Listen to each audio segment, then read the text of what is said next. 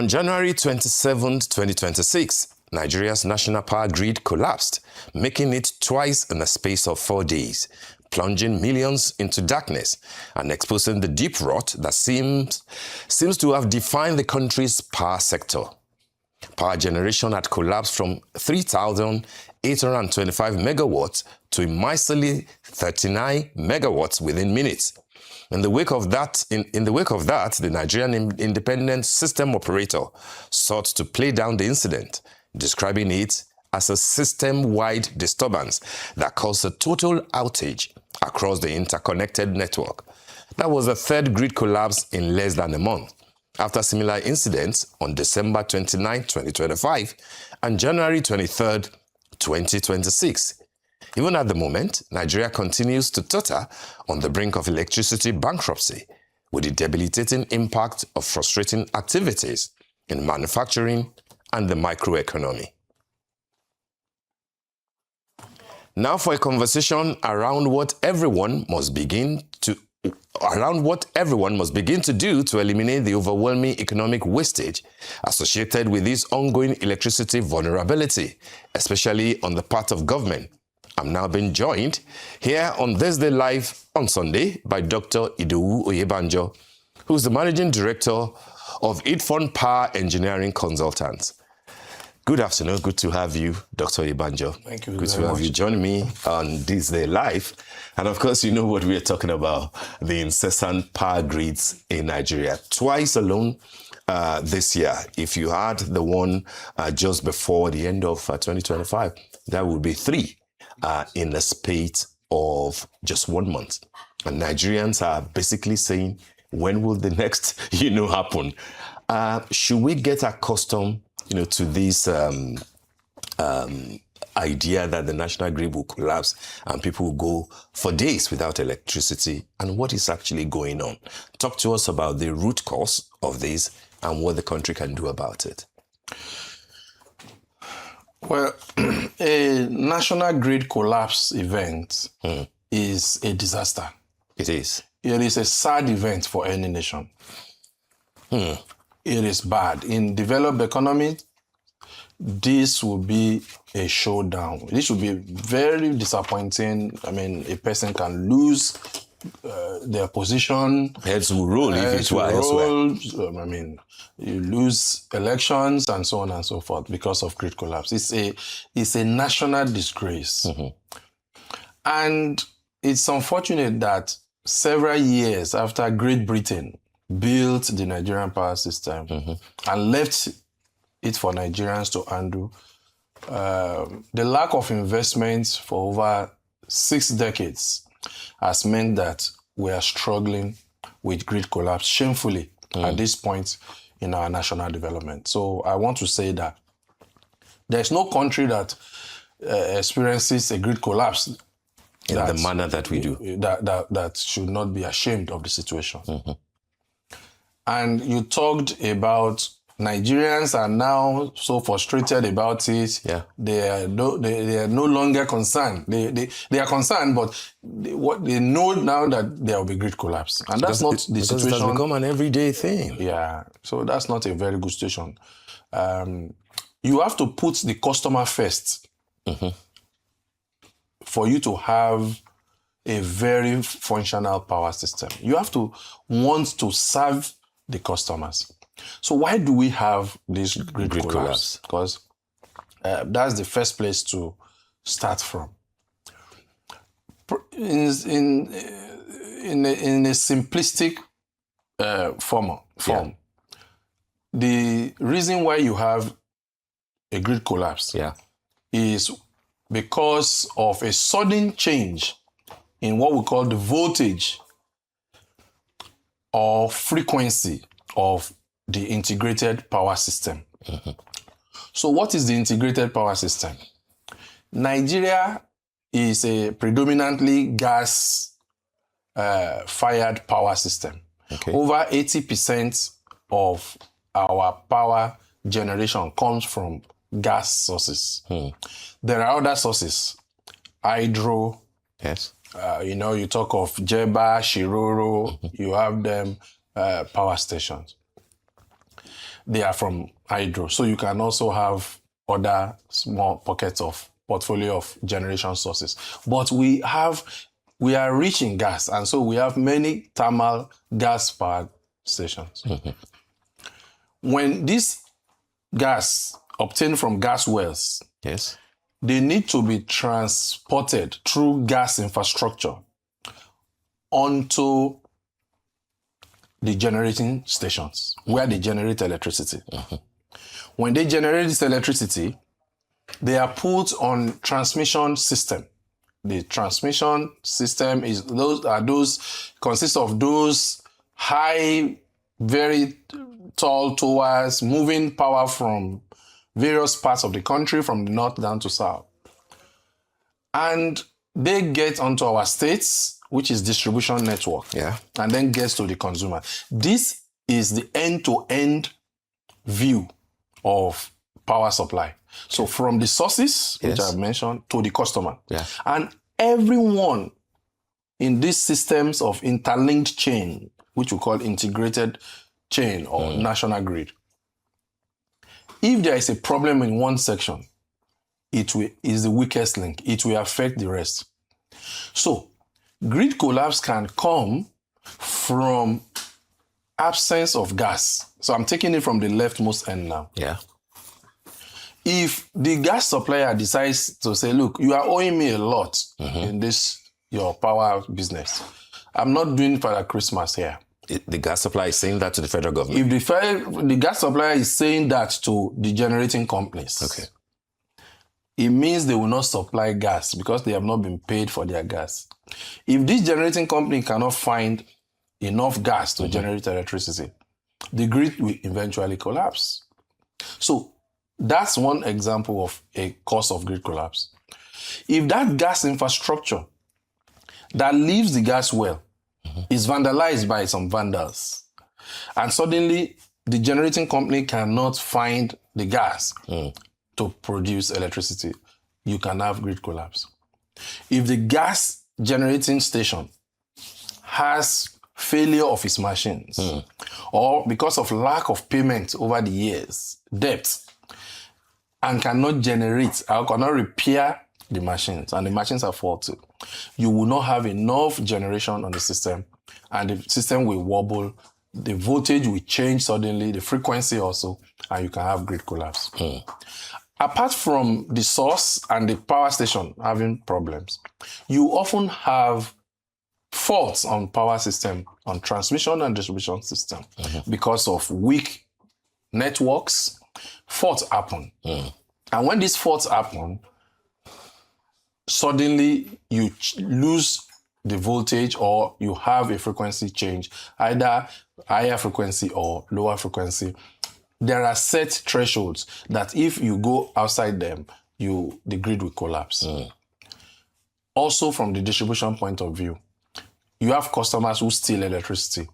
As a result of that, discos know that the customers want electricity, but they know that some areas will not pay them, or people steal electricity. And as a result, they reject the power, because if you keep taking power that they cannot collect money from, they are going to get indebted the more.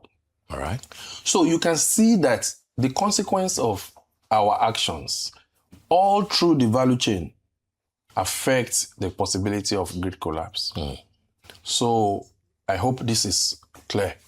I mean, you've given sufficient context to what can cause it. But then it is the frequency of it that worries many Nigerians.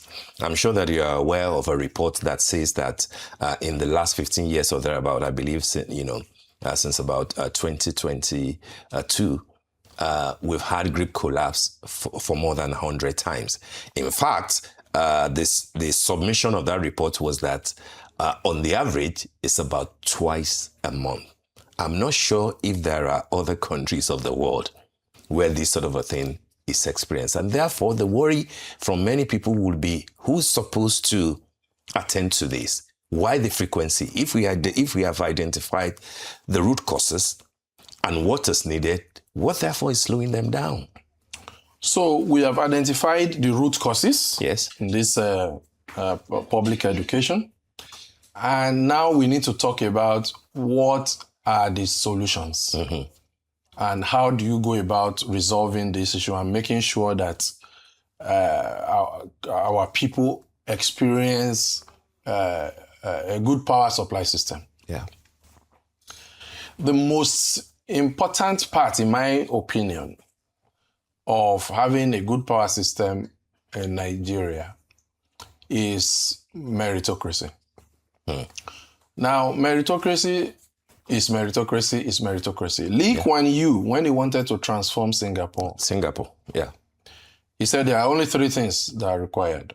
Meritocracy is number 1, and he said it's so important. Next one, pragmatism. And the final one is honesty. Look, you will never have a vibrant power system in any country where there is no meritocracy. Because the total concept of power system is technically intensive, requires brain power to the highest degree. You see, there are some countries that have had uninterrupted power supply for about 80 years. 80, 90 years. So those countries can put anybody in charge of their power system because of what we call inertia. Because once a power system starts to get on the way, it's difficult to stop it from producing the 24/7 electricity. We are in the 1920s of UK, US power system level. So we need to put square pegs in square holes, if there is anything like that. So that's number 1. Yeah. Now, the second thing that will help is power system planning. So power system planning is a methodology we use in power systems to determine the viability of a project.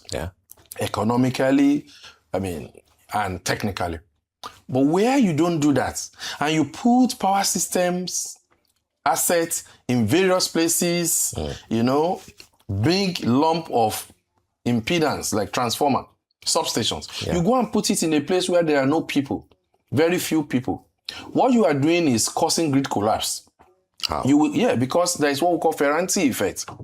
When there is low load in a particular place and there is high voltage put across it, during those light load, the Ferranti effect means that the capacitive impact of that connection will raise voltage. And when this voltage builds up, it will come and destroy the voltage that you are supposed to be using to fire the entire country. So you are undoing yourself by trying to put investments in places where they ought not to be. You think we have such situation? We have it plenty. Plenty? Yeah. So that's why you have sometimes this grid collapsing, because you have high voltage build up from lightly loaded ends of the nation, and then it will cause over voltages and destroy equipment. So you start looking for money to repair the equipment. These are technical issues. Yeah. Now, there is also the absence of what we call supervisory control and data acquisition SCADA system, where you are supposed to control this voltage and frequency automatically. You need that. Look, since 1988, they've been investing in SCADA in this country. Since 1988, we've never seen the end of it. 2 years ago, I was on the program and I was saying, they will soon make it happen. It's 2 years. And since 1988, there have been one scandal or the other about getting this SCADA. So that is also... Is that directly linked to the Ministry of Power? Not directly to the Ministry of Power. It's been various institutions that have been saddled with procurement of this SCADA system. And currently, I understand that the Nigerian Independent System Operator is going to acquire it. They've just been separated from the Transmission Company of Nigeria, by the way. And that's to cause something like this to happen more easily. So SCADA. Another thing that is so critical is what we call protection. Yes. Nigeria has protection system, but they are not properly coordinated.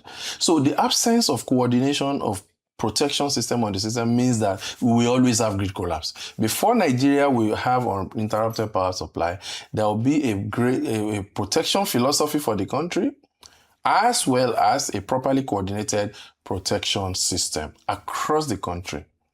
That sounds like government and policy in terms of supervision. Yeah. But one of the most critical actions to be taken is this Electricity Act. Okay. This decentralization of the power system is the fastest way. I was going to come there, Dr. Oyebanjo. The example that we are witnessing in Abia at this time, and everybody is talking of, Abia. The governor even announced it himself that, Abia was going out, off the national grid, and that it's waste, to waste to electricity. What is Abia doing right that others cannot replicate? Or is it just braggadocio? A bit of both. Now, the President Bola Ahmed Tinubu, on 10 days after resuming office from May 29, 2023, he signed the Electricity Act, which decentralizes the electricity market. Yeah, I remember that the Buhari government started all the prep, and then... Now, for a person to come on 29th of May and sign a document on the 9th of June, they are deliberate, okay? It's not an afterthought. Correct. If you cast your mind back to 1999 to 2003, he wanted to decentralize and take power supply from the federal government. You remember the Enron project. You remember the island power. That's true. And he created this thing that was delayed for 20-something years. No wonder he got there and he signed it. But the governors didn't take advantage of it. You need to love your people so much to give them electricity, because that's how you are going to develop your economy. If you know there's a nexus between quantity of power supply and economic development. Think about it. Have you seen a country that is wealthy but energy poor? Is it possible to be wealthy Not likely. and be energy poor? Not likely. So that's what the state governments had the opportunity to do. Now, what did Abia State do right? You have the opportunity to create a state electricity market. What happened in Abia State is also historical.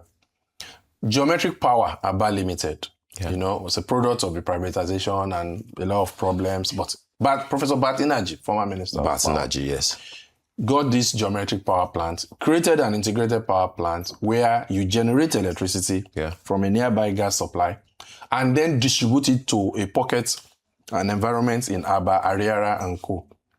So when the grid collapsed, they didn't feel it, not because only they were not on the grid at the time, but because they had their own power supply. And that's what for the entire state. No, not for the entire state. Okay. For that small enclave that was carved out by the privatization process. Okay. But that's an example of what will happen if all states signed on to this Electricity Act, create their own electricity market, create an enabling environment where investors will build a similar integrated power plant where the state government can partner. Abia State partnered 5% into it. So the state government can partner with investors, private capital can come in. The state government can choose to do otherwise, can say, look, we are not investing. We are going to create the enabling environment. So where you need permissions, where you need roads, where you need access and land, right of way, we're going to do those for you, facilitate that for you. We're going to give you tax breaks. We're going to make it easier for you. Dangote, you are in Lagos, okay, we're going to allow you to generate excess and sell to the Lagos market. So you need to create the State Electricity Regulatory Commission. Make it functional.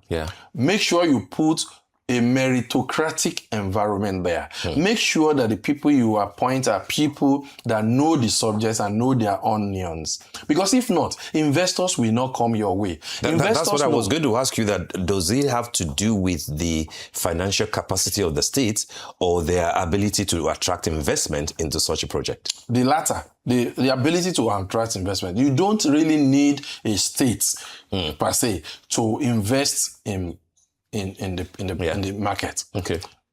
I will personally recommend it. Okay. Because it makes you to be better in control of the market and also to be part of what is supposed to be the new oil. Because the electricity business is like a gold is an unlimited source of wealth because people will continue to use electricity.